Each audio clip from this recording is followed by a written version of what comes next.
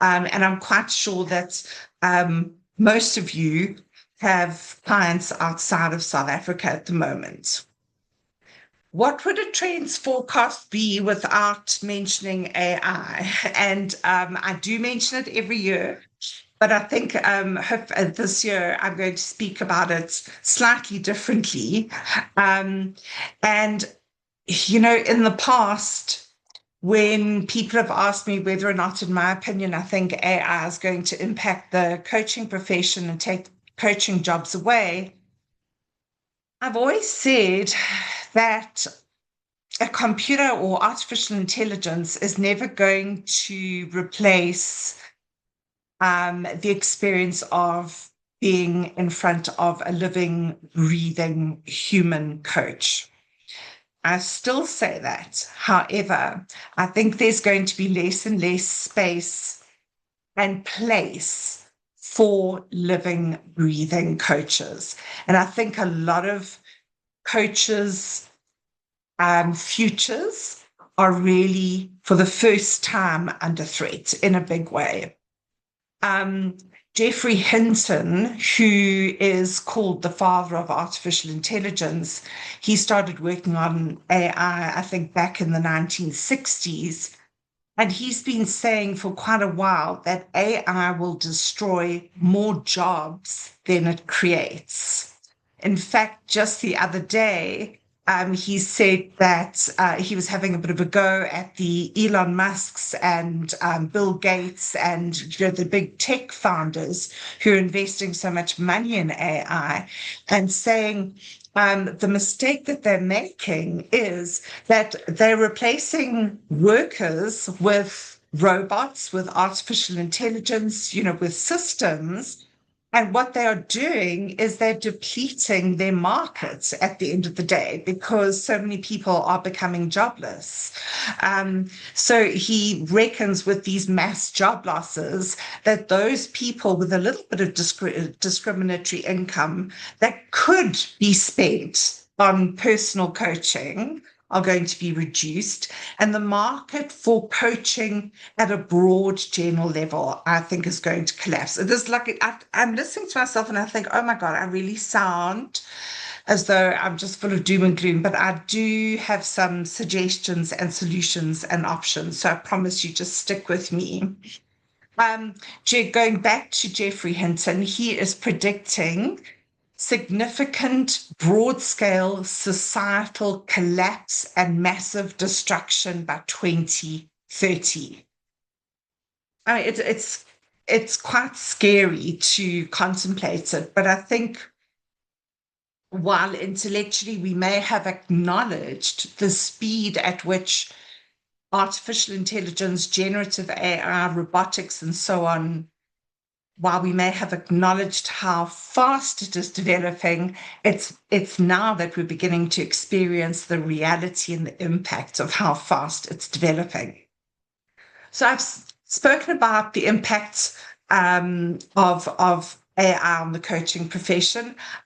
One of the other people who has also had quite a boom-laden approach towards artificial intelligence, and certainly a very credible person, is as early as 2014, Dr. Stephen Hawking said in a BBC interview that the development of full artificial intelligence could spell the end of the human race. Bill Gates has recently said that AI will probably result in, and this is interesting for us as coaches. I think it's something that we need to flag. Okay. So Bill Gates has recently said that AI will probably result in shortened working weeks to as much as only a 2-day working week within the next decade, and that AI and robotics will substitute most human things, or will substitute human beings in most instances. So as coaches or people in the people industry, we need to be able to work with our clients with this 5 to 10 year view in mind, that the future or the world as we know it is not going to exist in the next 2 to 5 years in like a recognizable way that we know it. And just, I think it was last night, I happened to be watching BBC News, and they showed a laundromat where from the intake of the laundry, so the client arrives and books their washing in, to the time that the client arrives to collect their washing at the end of the day, the entire job is handled by robots. The booking in of the is automated. The loading of the clothing into the washing machines, the folding, the ironing, everything is done by robots. So there is one industry already where human beings have been completely replaced. If we look at trends from Harvard Business Review, where they look at the usage of large language models, so things like ChatGPT and Gemini and so on, in the space of just 1 year, so from 2024 to 2025, the top 3 usages for the large language models were, in 2024, generating ideas, followed by therapy or companionship, followed by specific research. So people were using them as an alternative for searching on Google. 1 year later, the number 1 spot is people are using the ChatGPTs, Geminis, and so on for therapy and companionship. The number 1 spot. Number 2, a completely new use case category is they are using ChatGPT and Gemini and the like for organizing their lives. And I was chatting to a friend of mine a few weeks ago, and she was telling me how she's used ChatGPT to put together a project plan. She wants to get all of her affairs in order so that if she were to drop dead tomorrow, everything would be really easy for whoever was executing her estate and, you know, taking over, that they would be able to find everything. And she has used ChatGPT to help her put a step-by-step project plan together with like detailed steps of what she needs to find, how she needs to organize all of her information. It was quite a thing. She asked me to join her and I declined. But I do admire her for doing it. So and this year, the third top reason for people using the likes of ChatGPT is finding purpose. Like, these are actually all things that fall 100% in the domain of coaching. And yet they are now being relegated to generative AI. Coaching by humans is really badly under threat. I was quite amused a little while ago. There was a discussion on the radio, and people were talking about, would you rather see a therapist or a counselor or something, or would you rather use something like ChatGPT? And there was quite an overwhelming,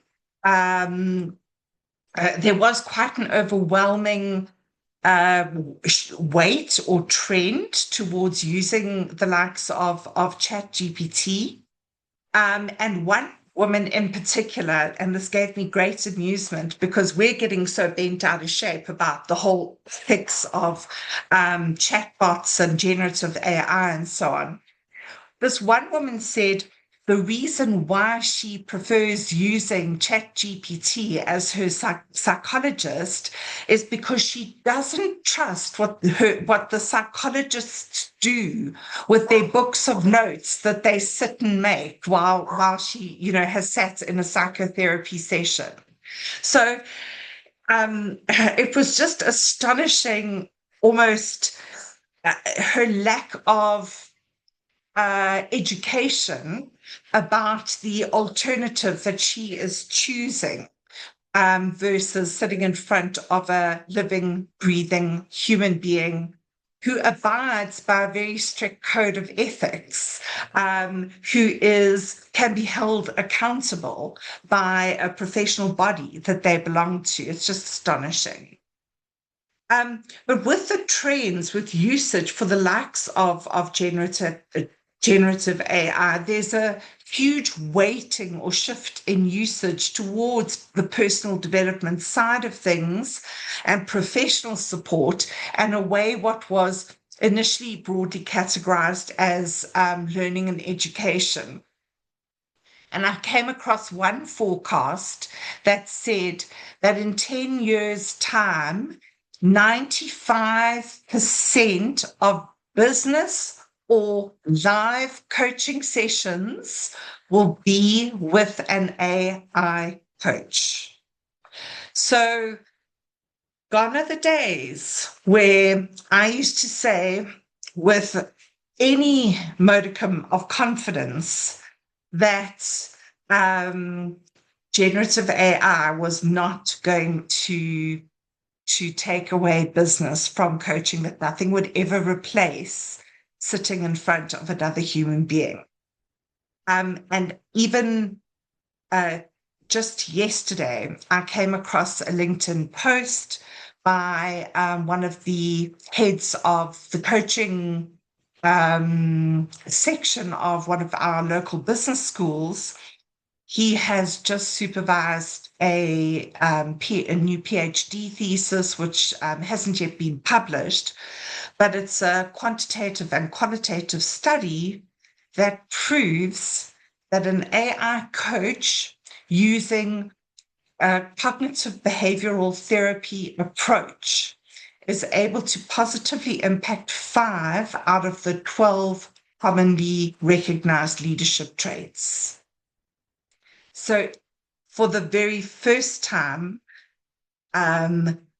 generative AI coaches are starting to creep into the executive or leadership coaching space, which I used to think was quite safe. We're seeing more and more coaching chatbots. They're popping up by the day. They have so many benefits and advantages. They are convenient. They offer 24-hour availability. They are so much cheaper to deploy at scale within large organizations versus using human coaches. And, in the early days, we would say, yes, they will democratize coaching and they will bring coaching or introduce people to coaching who might not otherwise have been able to be exposed to coaching. Like, we need to get real about the fact that they are going to threaten our ability to get coaching clients, and that when we start quoting on coaching interventions, we're going to be possibly quoting against the large-scale rollout and deployment of AI coach bots. You might question, yes, but what type or quality of coaching do people get when they're using these? But look at this initial study into leadership and how an artificial intelligence coach can impact 5 of the 12 leadership qualities. And where does this leave those coaches who pitch themselves kind of under the C-suite level, so at management and maybe even lower levels in organizations? Where does this proliferation of artificial intelligence coaches leave them?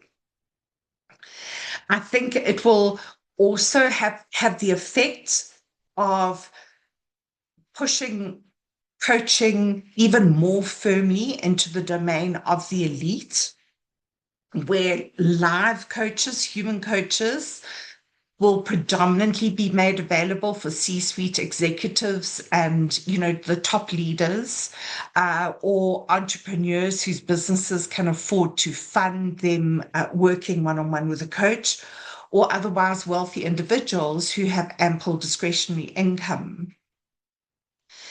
But I think that the other impact it's going to have on the coaching profession is that it's going to leave a tremendous number of coaches without any business that they currently had. It's going to disappear. It's going to evaporate in the direction of AI coaches. Whether or not we will then see a little bit of a kickback against that eventually, and people starting to say things like, I'm at a certain level within an organization, and I think one of the rewards, thanks, Lazan. I'm sorry you need to go. I'll share the recording. Whether or not, we'll have people saying like one of the rewards that I think I deserve is to have a live coach, that level of investment in me and my development. Whether we'll see that, a little bit of a kickback trend starting. But for now, for the very first time, I am worried. And what does this mean for coaching? Well, we have Ginny Rometty, who was the former CEO of IBM, who made that famous quote that is often repeated, where she said, AI will not replace humans, but those who use AI will replace those who don't. I do think that that is something we can all put into our business strategies and business models right now, and be very deliberate in starting to choose artificial intelligence tools to enhance our coaching practice. But all of this together is indicating that coaching is truly going to become a way of being and doing the work that we do, whether it's consulting, training, change management, leading, managing, project managing, whatever it is. Coaching is going to become a way that we deliver that kind of work. It is simply not a viable career or business choice as a standalone offering. And we have to wake up to this reality, and we also have a duty to start educating people coming into the profession that they're definitely not going to be able to live off coaching alone. Another interesting growing trend amongst coach training organizations is that they are introducing modules specifically on digital facilitation skills, on creating virtual engagement, on creating online rapport, and also developing AI literacy in terms of integrating AI tools into their coaching businesses. So note-taking, scheduling, intersession check-ins, data analysis, reporting, research, content creation and distribution, and customer experience.